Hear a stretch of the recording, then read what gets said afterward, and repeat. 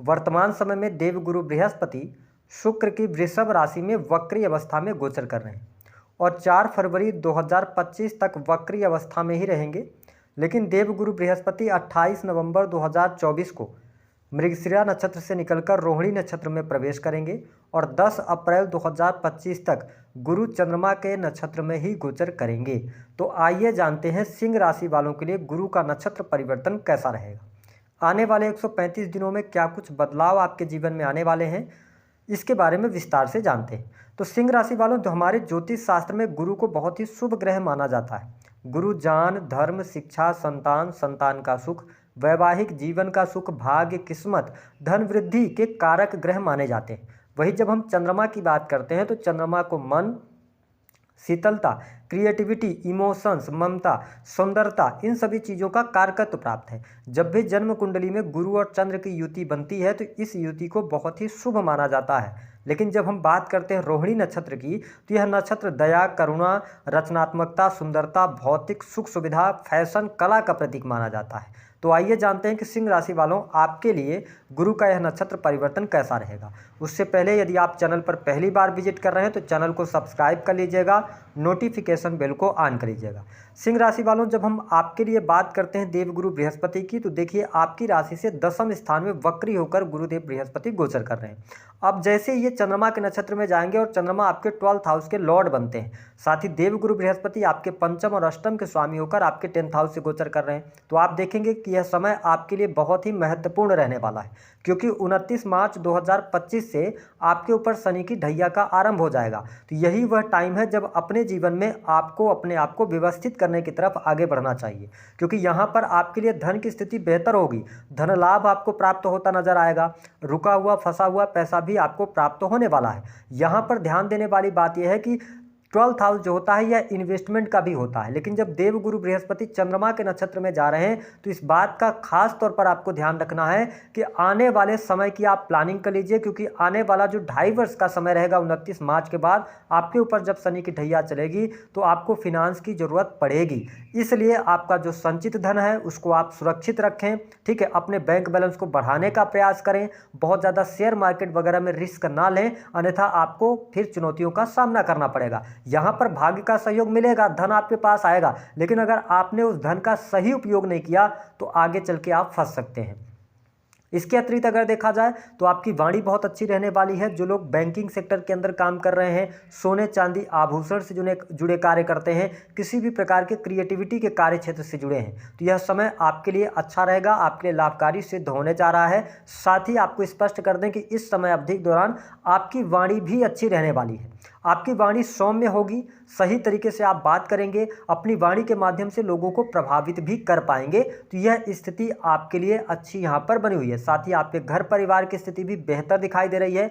परिवार के लोगों का सहयोग और सपोर्ट आपके साथ में बना रहेगा। अब ध्यान क्या देने वाली बात है कि जब यहाँ पर देवगुरु बृहस्पति चंद्रमा के नक्षत्र में जा रहे हैं, 10वें स्थान से गोचर कर रहे हो, पंचम दृष्टि 2nd हाउस पर है, तो आपके ये खान पान को भी बेहतर आप करेंगे, ठीक है। साथ ही आपका पारिवारिक जीवन भी अच्छा रहेगा, परिवार कुटुंब में वृद्धि के योग दिखाई देते हैं। लेकिन अगर आपने अपने रिश्ते को संभाला नहीं, कुछ गलत फहमियां रिश्तों में पैदा हो सकती हैं, तो अगर मिसअंडरस्टैंडिंग हो रही है तो उसको सुलझाने का आप प्रयास कीजिएगा, तो ज़्यादा बेहतर आपके लिए रहने वाला है। साथ ही देवगुरु बृहस्पति की जो 7वीं दृष्टि है वह आपके 4th स्थान पर पड़ रही है, यानी 4th स्थान पे।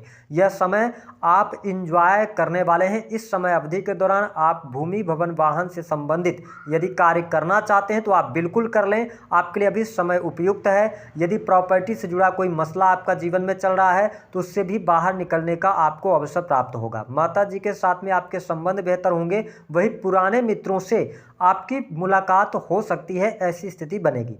देखिए, जब देवगुरु बृहस्पति का ज्ञान और साथ ही चंद्रमा की रचनात्मकता आपके पास आए तो आप बहुत कुछ कर सकते हैं। 4th हाउस में जो लोग शोरूम चला रहे हैं, इसके अतिरिक्त गाड़ी वाहन अथवा रेंटल इनकम प्राप्त करते हैं। इसके अतिरिक्त यदि देखा जाए तो आप ट्रांसपोर्टिंग के कार्य से जुड़े हैं, क्रिएटिविटी के किसी भी कार्य क्षेत्र से जुड़े हैं, यह समय आपके लिए अच्छा है। आप मेहनत करेंगे तो आपको भरपूर लाभ इस टाइम फ्रेम के दौरान प्राप्त होने वाला है। अगर आप घर प्लान कर रहे हैं, मकान प्लान कर रहे हैं, तो जरूर आपको करना चाहिए। क्योंकि देवगुरु बृहस्पति जब ट्रांजिट करेंगे आपके 11th हाउस में अप्रैल में, उससे पहले का जो टाइम है, इस टाइम को आपको यूटिलाइज करना है, अपने आप को व्यवस्थित करने की आवश्यकता रहने वाली है। साथ ही आप देख पाएंगे कि संतान की स्थिति बेहतर रहेगी। इस टाइम फ्रेम के दौरान संतान को लेकर कोई गुड न्यूज प्राप्त होगी। अगर उनके जीवन को लेकर कोई परेशानी चल रही थी तो वह परेशानी भी दूर होती नजर आएगी। संतान के साथ में आपके संबंध बेहतर यहाँ पर होते हुए नजर आ रहे हैं। अब देखें, देवगुरु बृहस्पति अष्टमेश भी आपके लिए बनते हैं, तो यह समय उन लोगों को भी बहुत ज़्यादा सावधानी रखनी है।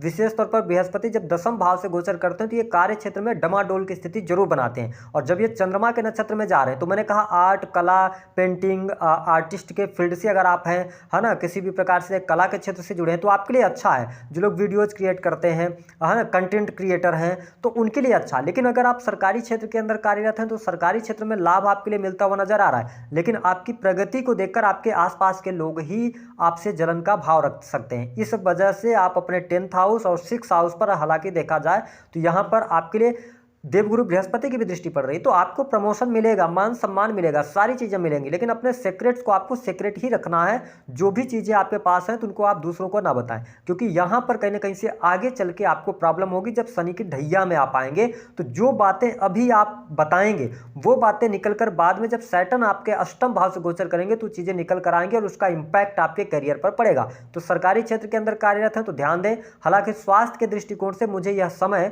थोड़ा सा आपके लिए विपरीत दिखाई दे रहा है, तो अपने स्वास्थ्य का आपको ध्यान अवश्य रखना चाहिए। बहुत ज़्यादा तनाव आप ले सकते हैं, ओवर थिंकिंग कर सकते हैं। विशेष तौर पर जिनकी एज 30+ है तो उनको थोड़ा सा अपने हेल्थ को लेकर अवेयर रहने की आवश्यकता है।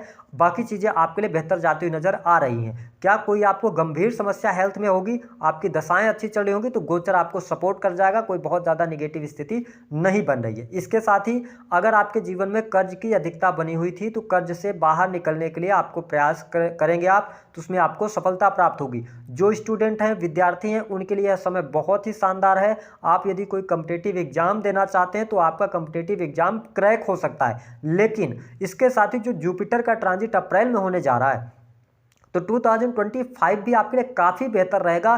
तो जो स्टूडेंट हैं, विद्यार्थी हैं, जो कॉम्पिटिटिव एग्जाम की तैयारी वगैरह कर रहे हैं, आप करते रहिए। इसके अतिरिक्त शिक्षा का फील्ड हो गया, बैंकिंग सेक्टर हो गया, फिनांस का कोई भी सेक्टर हो गया, तो इन सेक्टर्स में आपके लिए लाभकारी समय अवश्य देखने को मिलेगा। वही जो लोग बिजनेस व्यापार से जुड़े हुए हैं तो बिजनेस व्यापार से भी आपको लाभ अवश्य प्राप्त होने जा रहा है। आपके बिजनेस व्यापार में आपको तरक्की देखने को मिलेगी। हाँ, इस टाइम फ्रेम के दौरान यदि आप पार्टनरशिप में कार्य कर रहे हैं तो अब पार्टनरशिप को लेकर कहीं ना कहीं से गलत फहमियां यहाँ पर शुरू होती नजर आएंगी। आपके लिए ये स्थिति निगेटिव जा सकती है। वही जीवन साथी के साथ में ट्यूनिंग को अच्छा करना होगा। मैंने पहले ही आपको कहा कि जब ये चंद्रमा के नक्षत्र में जा रहे हैं तो कहीं ना कहीं से आपके लिए थोड़ा सा ये इमोशनल होने का टाइम नहीं रहेगा। अगर आप इमोशनल होकर कोई डिसीजन ले रहे हैं तो फिर यहाँ पर प्रॉब्लम रहेगी। जीवन साथी के साथ में छोटी मोटी नोकझोंक यहाँ पर होती रहेगी। अब अगर बात किया जाए तो यह समय जो रहेगा प्राइवेट सेक्टर में नौकरी कर रहे जातकों के लिए भी खुशखबरी लेकर आ रहा है। कार्य क्षेत्र का विस्तार होगा, नई नौकरी प्राप्त करने के योग यहाँ पर आपके लिए बहुत ही शानदार बनते हुए नजर आ रहे हैं। लेकिन 3 बातें जिस पर आपको सबसे ज्यादा इस टाइम फ्रेम के दौरान ध्यान रखना है, भूल कर भी ये गलतियां ना करें, अन्यथा आगे चल के आपको प्रॉब्लम होगी। आइए उसके बारे में जान लेते हैं। पहली बात कि सिंह लग्न या सिंह राशि है आपकी, ठीक है, आपके पास पैसे का फ्लो आ रहा है, आपका सब कुछ अच्छा चल रहा है, तो मेरी तरफ से आपके लिए गाइडेंस ये है कि आप अपने आप को शांतचित कीजिए, आप अपने कमरे में बैठिए और अपना जो आगे का 2 साल का रोड मैप है, 2.5 वर्ष का, उसको आप तैयार कीजिए। दूसरा कि आप अपने फिनांस को मजबूत कीजिए, क्योंकि आपको बचत करनी पड़ेगी। अगर आपने इस टाइम पर बचत नहीं किया, क्योंकि पैसा फ्लो में आएगा, तो बचत अगर आपने नहीं किया तो आगे चल के जब ढैया आएगी तब आप परेशानी में फंसेंगे। दूसरा ये है कि आपको अगर अपने कैरियर को लेकर कोई दुविधा आ रही है, कोई चिंता आ रही, कोई परेशानी आ रही है और आप डिसीजन नहीं ले पा रहे हैं, तो आपके लिए मेरी तरफ से दूसरी गाइडेंस ये है कि आप बिना सोचे समझे निर्णय मत लीजिएगा। आप अपने घर के बड़ों से, बुजुर्गों से, अपने वेल विशर से जरूर इस टाइम फ्रेम के दौरान आप उनसे सलाह लीजिएगा। अन्यथा अगर आपने ईगो में आके या आप अपने हिसाब से चलेंगे तो कहीं ना कहीं से देवगुरु बृहस्पति का निगेटिव इंपैक्ट आपके जीवन में आएगा। जब ढैया शुरू होगी तो आप तैयारी कर लीजिए। सलाह लेना बिल्कुल मत भूलिए। अगर आप बड़े किसी पद पर हैं या आपका बिजनेस है, बहुत बड़ा बिजनेस है, फैक्ट्री इंडस्ट्री चला रहे हैं, तो ऐसा कोई भी कार्य मत कीजिएगा जैसे कि कोई लीगल चीज़ों में आप फंसें, ठीक है। अगर टैक्स वगैरह नहीं पे किया है तो सही टाइम पर टैक्स पे कर दीजिएगा, क्योंकि अभी आपको लग रहा होगा कि अभी हम निकल जाएंगे, लेकिन आगे चल के फंसेंगे जरूर। तो इस पर थोड़ा सा आप एक बार अपना हम ये कर सकते हैं कि एक बार अपने आप को पुनः स्थापित करने के लिए रिक्रिएशन करना आप अपने करियर को लेकर, लाइफ को लेकर बहुत ज़रूरी है। तीसरा, तो मैंने कहा कि यहाँ पर जो लोग ऐसे किसी कार्यक्षेत्र से जुड़े हुए हैं जो कि जिसके अंडर में बहुत सारे लोग काम करते हैं, बहुत सारे कर्मचारी काम करते हैं, यहाँ पर थोड़ा सा ध्यान देने की आवश्यकता है। आपके रिश्ते भी खराब हो सकते हैं और इसके साथ में प्रेम संबंध के मामलों को लेकर भी थोड़ी सी सावधानी आप जरूर रखिएगा। अगर आप प्रेम विवाह करने की तरफ आगे बढ़ना चाहते हैं तो अभी आपके लिए प्रेम विवाह का योग बन नहीं रहा है। आप 2025 का टारगेट करेंगे लव मैरिज के लिए, अभी आप रिलेशनशिप को आगे लेके जाएंगे तो ज़्यादा बेटर आपके लिए यहाँ पर रहने वाला है। जो लोग प्रेम विवाह के बारे में सोच रहे हैं उनके लिए 2025 से ही गुड न्यूज लेकर आएगा, वो भी मिड के बाद यानी अप्रैल के बाद आपके लिए ज़्यादा बेटर टाइम रहेगा। उपाय क्या करना है, देखिए सिंह लग्न और सिंह राशि वालों, सबसे इंपॉर्टेंट बात है कि आपको अपने खर्चों पर नियंत्रण रखना है। बहुत ज़्यादा आप जल्दबाजी में आके निवेश मत कर दीजिएगा। आजकल बहुत ज़्यादा फ्रॉड भी हो रहे हैं कि आपने किसी को पैसा दिया निवेश करने का और वो पैसा आपका डूब गया। इन सभी चीज़ों को लेकर बेहद सतर्क हो जाइए, क्योंकि 2025 जो है ना, ये शेयर मार्केट क्रैश करने वाला ईयर रहेगा। ये बात को नोट करके चलिएगा, तो बहुत सफलतापूर्वक और बहुत सावधानीपूर्वक आगे बढ़िएगा। सूर्य को अर्घ देना है आपको, साथ ही देवगुरु बृहस्पति को आप बलवान करने के लिए अपने गुरुजनों का सम्मान कीजिए। घर के जो बड़े बुजुर्ग हैं उनका आशीर्वाद लेते रहिए, ठीक है। ब्राह्मण पंडितों का अपमान मत कीजिए। धर्म के साथ में थोड़ा जुड़े रहिए, लेकिन बहुत ज़्यादा आपको किताबें, धार्मिक, आध्यात्मिकता की तरफ नहीं बढ़ना है। सिर्फ और सिर्फ आप 5 मिनट के लिए अपने जो भी आपके इष्ट हैं, जिनको आप मानते हैं, उनको याद करके और अपने कर्म पर विश्वास कीजिए। आपके लिए बहुत